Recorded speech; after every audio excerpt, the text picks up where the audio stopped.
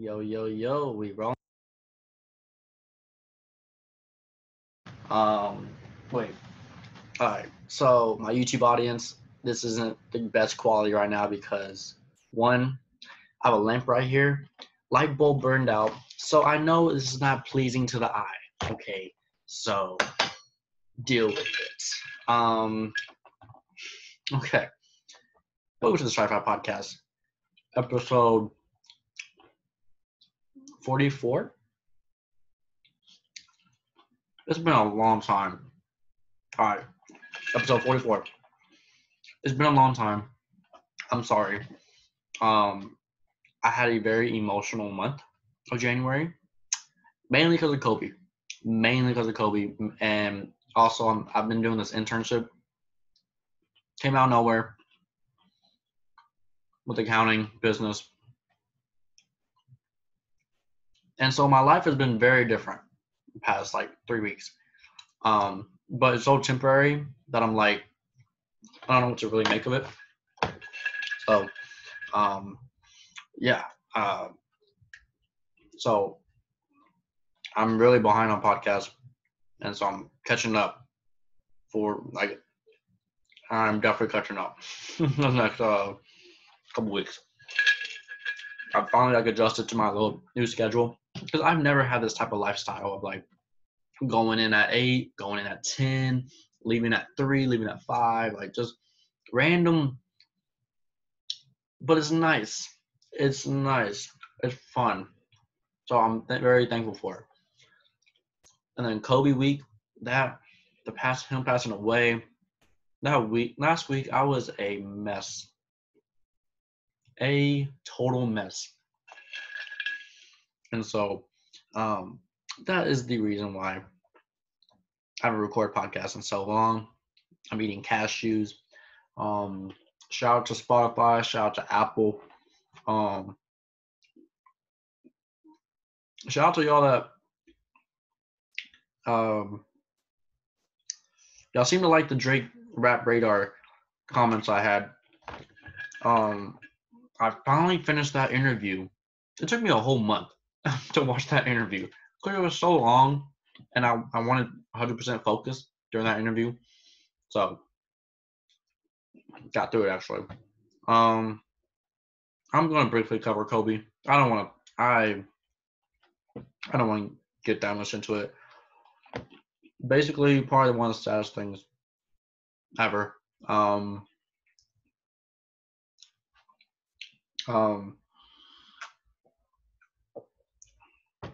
the part that just hits you the most is the Gianna part, the daughter, just because that was KOBE's heir. That was who was going to carry on KOBE's legacy when it came to basketball.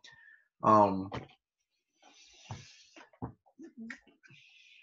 there are 3 other more daughters. Last week was basically every 3 hours I would get teary-eyed or something. I just feel like the world lost a friend. You know, it just lost like the whole world liked KOBE. You know, I was on the opposite side of most KOBE arguments. And now I don't even want to argue KOBE stuff anymore. I'm tired for like a good while.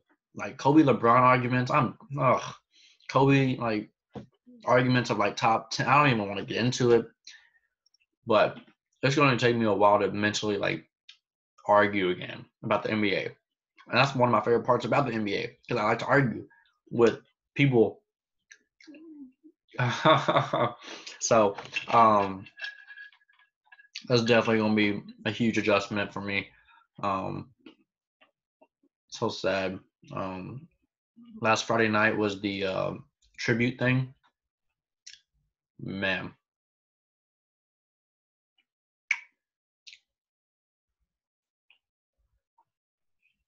So sad. It was so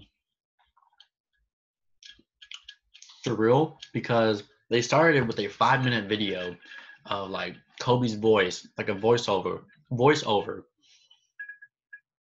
like all types of Kobe highlights, young, old, and it was Kobe's voice.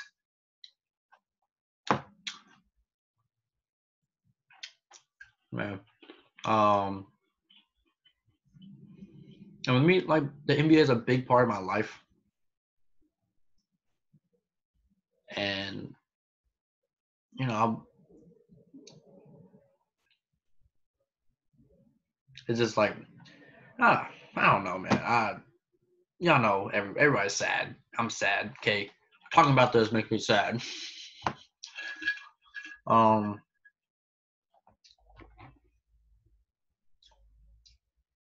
when they were showing like LeBron about to like take the mic to like start speaking, I was like, oh, these are like the two icons of the NBA of my generation. I thought LeBron was like gonna start getting emotional and stuff, but it was really like a positive message out there, and that's good. I mean, can't be sad forever. I totally forgot it was Super Bowl week until like halfway, like Wednesday or Thursday. I was like, oh, Super Bowl is happening in a couple days.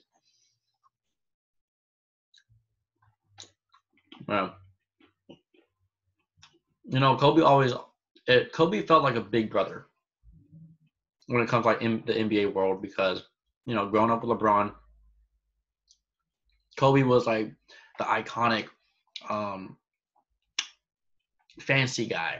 Like, yeah, I mean, I can make so many arguments like, was Kobe the best player in these years of 2000s and stuff? That's a whole other thing. But he was definitely one of the most iconic just because he played like MJ. That's a huge thing. He came in when he was 18, Lakers, LA, like so much iconicness about him. Um,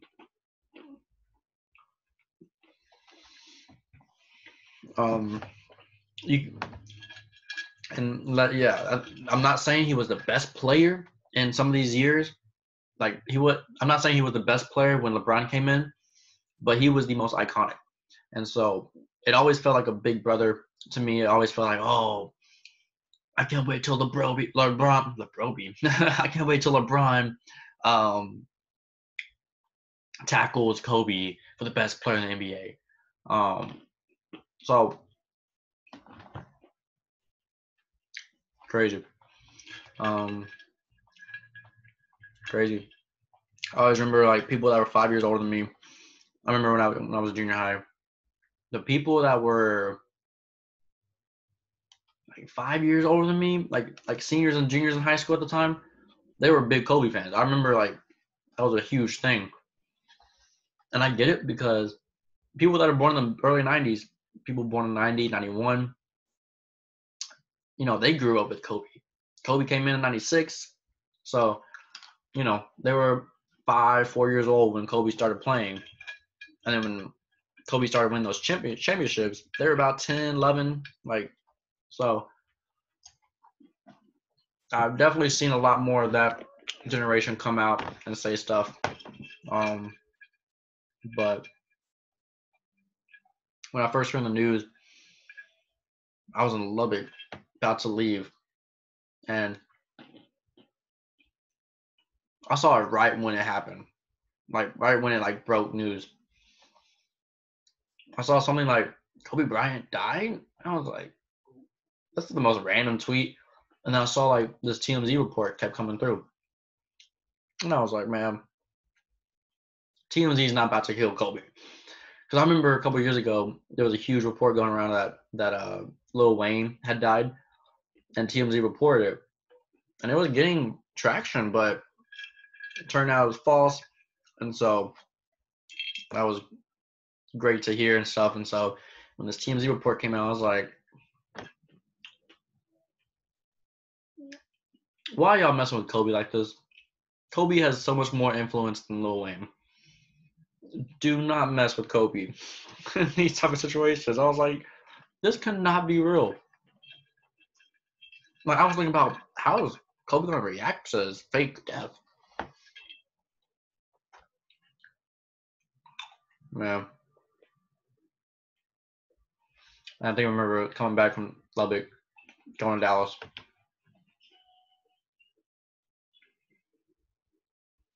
Kept checking Twitter. Probably one of the longest drives of my life. Because I was just out of there. I was just like, man, this cannot be real. I remember thinking,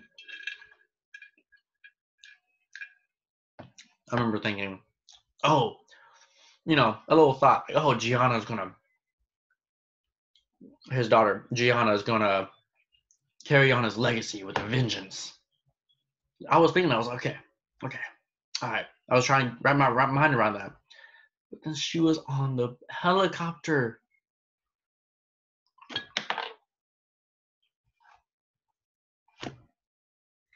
And I took that from like really sad to like depressingly, clinically sad.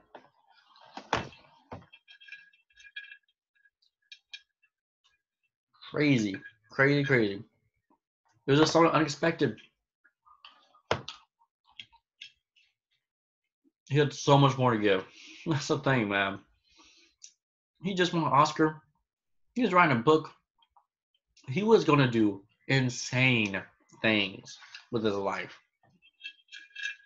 I think that's where it just hurts because, you know, you have these iconic people,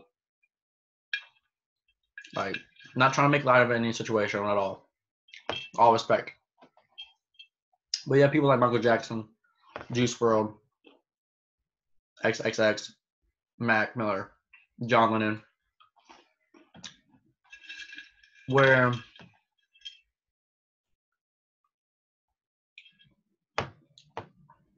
they were either universally loved or hated. Now, okay, I might be ignorant about John Lennon. Don't shoot me. But even with Michael Jackson, a lot of people were just kind of like weirded out by him too, you know, with his little 90s antics. You know, like a little bit. You gotta admit, a little bit. So, there's not a single soul that hated Kobe in this world. Not a single soul. And that is rare. That is rare.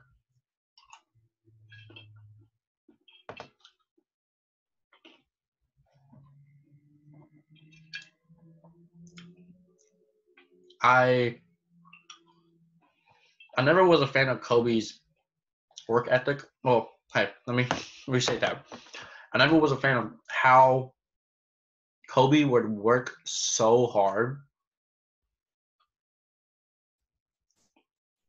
because, and what I mean by that was he would neglect sleep sometimes, or he would neglect fun, like just having fun with night out, friends.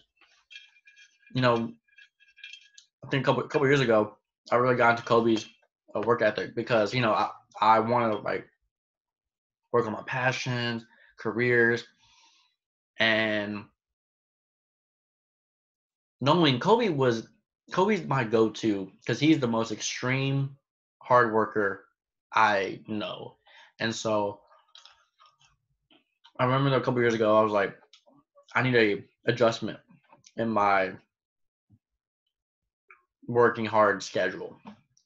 So I adopted his mama mentality method. And I never speak about this because it's very private to me. I have notes in my phone called training hours. If you're on YouTube, look. Oh, y'all can't even see this. This is horrible. I'm so sorry. Yeah, y'all can't even see this. So what it is, every day or every so I set aside time where like I will train, quote unquote train, meaning do homework, read a book, listen to educational stuff, write, read, record, just very like productive things that take sacrifice. And so I remember at the start, I took it a little light. I was like, all right, let's slowly get into this. And so it was very productive because during all these times, I would never have my phone on me. I would never, I'd remove all distractions. And it made me a more independent mental person. You know, just like, I can have all the connections I want.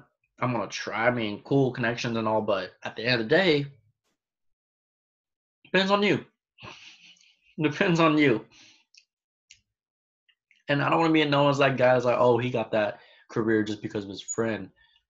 I don't want that. That's not cool.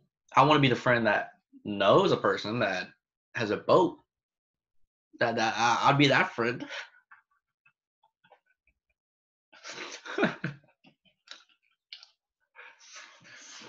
Oh my goodness. So I took it light. And then when I got to Texas Tech this past fall, I went extreme. I went extreme because this was such unfamiliar territory of me moving somewhere new, grad school at a completely new school. And so I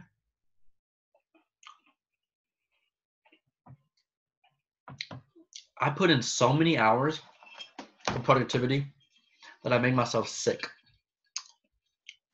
Ulcers all over my throat. About 10 ulcers.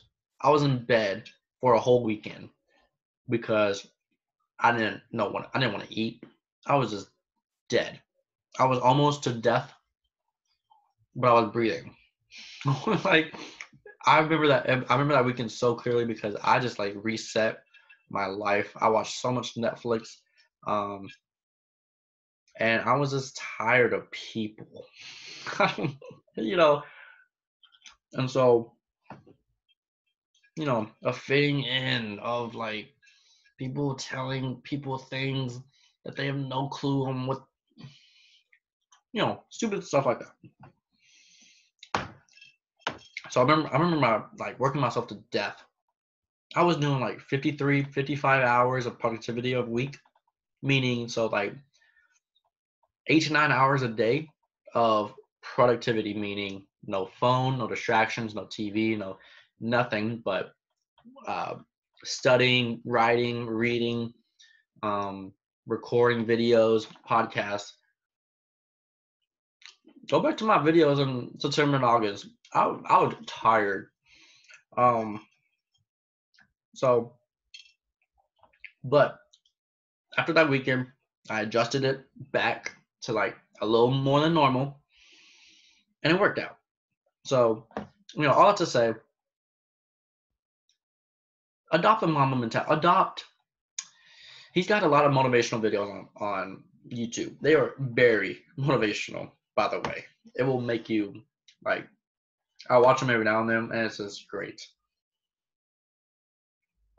Because it's not just about your passion. It's a lot about your life in general. For all types of feelings. You know, when you're lonely or something, there's a KOBE video for that. When you're tired, when you're mentally drained, when you feel like you're the only one chasing a dream, or wanting to give up, or like, you know, so there's so much content on YouTube for that. So I remember soaking all that in,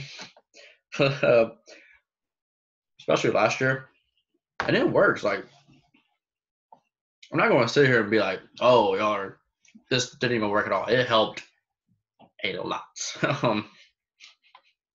A lot. Because, you know, I was thinking, I was like, okay, I'm only doing what KOBE was doing to like 60%, 70%. So knowing KOBE doing the extreme, I knew this was nothing to me. Like, doing these hours was nothing. So the thing that Kobe lacked was sleep. Sleep is good for you. That's the only disagreement that I have with Kobe when it comes to working hard, work ethic, and everything. Um, so that's a bit about me and my like Kobe experience. Really learned a lot from his work ethic. Don't agree. You don't have to agree with his work ethic. Just let it impact you a little bit. You never know what it could do. You never know. Um, Never know, man. Never know. But yeah,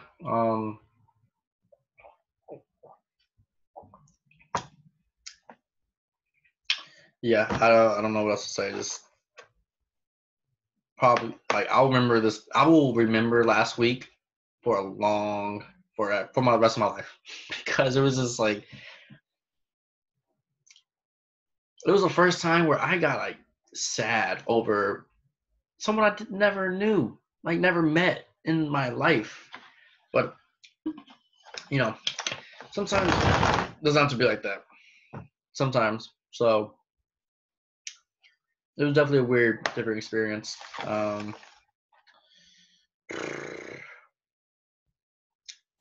kind of reminded me of like when Michael Jackson died in '07. I don't remember really anything. I didn't have any personal attachment to him. All I knew he was like a Thriller guy, and Billie Jean. I only knew the hits. But like I remember like all these 30-year-olds, 40-year-olds sad because they grew up on Michael Jackson. Like that was their dude. So makes sense. And the weird thing about Kobe, I just assumed he was just gonna be here for the rest of my life. Just because you have all these NBA legends and they're all alive. Like all these NBA legends are alive except for Wilt Chamberlain, who passed away a long time ago, and Pistol Pete, who that was the only other tragic NBA great player. And so yeah, just all of it's very sad. I don't even have I said sad more than 20 times in this podcast. Yep. Yeah, it's just a very somber season and life, right? It's just I could have done without Kobe passing away.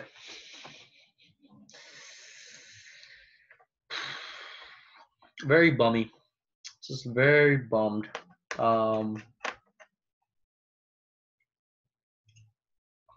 Never would have thought LeBron would have to do a tribute speech to Kobe in 2020.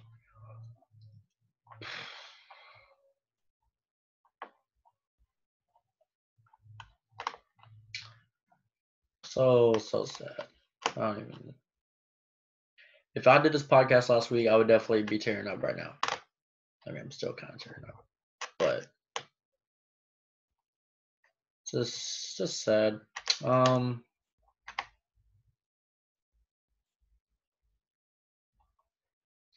lot of these players like kind of grew up on Kobe too, and so, yeah. So I don't know. Let's see. Yeah, I'm talking about Kobe this whole episode because it's been a while. So, I mean, I didn't have a list. I just wanted to like record. I just need to catch up on podcast videos. I do want to talk about how like all these people change their jersey numbers, and I hate that. I think this is funny, but I think this is like kind of funny because Marcus Morris, his number was 8 for Kobe. Okay, 8. He changed it to 88. He just said double my number. He just said double the digits. I don't know. I just think that's hilarious. And so, like his reasoning was like, I just want to honor Kobe by doubling number 8. And I was like, that's a stretch, man. That's a stretch. But hey, whatever. Let him do him. And so I thought that was very, very hilarious. There's another tweet that I thought was really fun. The only other funny Kobe tweet was, David Stern with David Stern passing away. There's like this fame, or like that popular meme of David Stern spitting out his water bottle, and the caption was like, when David Stern sees Kobe already in heaven, and with the whole like CP3 stuff, that's like for all the non-NBA fans, for the Lakers CP3 trade drama, that was a whole fiasco in 2011. But yeah, it's been nice to laugh at some Kobe stuff because it's hard, man. It's hard. Yeah. I don't know what else to say. Just I did like how the 24-second violations, the 8-second violations. I like how I think the first game that happened, they both did 24-second shot clock violations. And then I think the second game, they were like, wait a minute, we can do an 8-second violation. It's just like, oh, it was a great idea by the first game, but the second game, it was like perfect. It was like perfect. Thought that was kind of cool. But yeah, just so sad, so tragic, man. So it was so heartbreaking. And so, let's see. Like hearing Shaq talk. How did Rick Fox get roped into this? Which media source thought Rick Fox was on this helicopter? That's crazy, man. They're just throwing all types of names. What's your song of the week? Yeah, let's just wrap this up. Let's get this podcast out of here. Yeah. Song of the week, shoutouts. Song of the week, man. It's been a while since I've done this. I'm gonna have to shout out Jack Harlow. What's poppin'? Jack Harlow is having the slowest rise to fame I've ever seen from a rapper. I think the last 3 years I've seen, like, I've heard one of the songs and I'm like, that's about to blow up. That's about to make Jack Harlow mainstream and on the radio and everything. And no, it doesn't. And so, yeah, I don't know. But yeah, Jack, he would definitely be very, who knows at this point if he's going to be famous or not, but he's just having the slowest rise to fame I've ever seen. Usually, like some of these rappers, they make one song and they're everywhere. But the fact that Jack Harlow got Lyrical Lemonade to make this music video, big time. Let's see. Shoutouts. I don't want to shout anybody out. I'm tired of people. I didn't mean that. Shout out to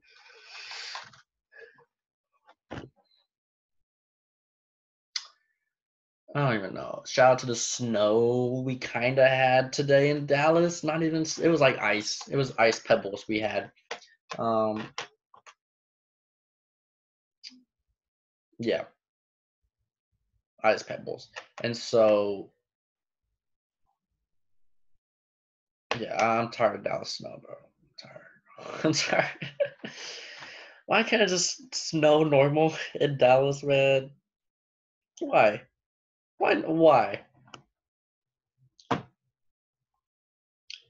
In Lubbock, they had snow today, and I'm not even there. I'm sick of this world, bro. I'm sick.